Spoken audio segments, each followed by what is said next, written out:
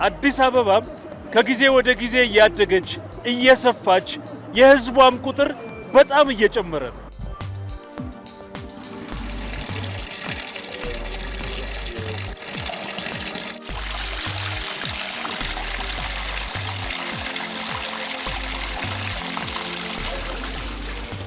ውሃ ብዙ መዋለ ንዋይ ከመጠየቁ ባሻገር አላቂ ነውና በጥንቃቄና በቁጠባ ብንጠቀም መልሶ ይጠቅመናል።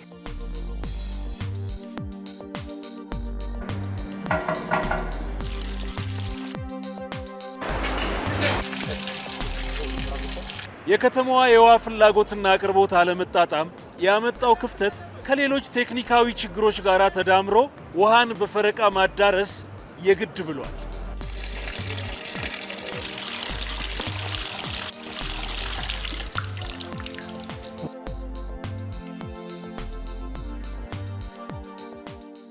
ውሃ ህይወት ነው።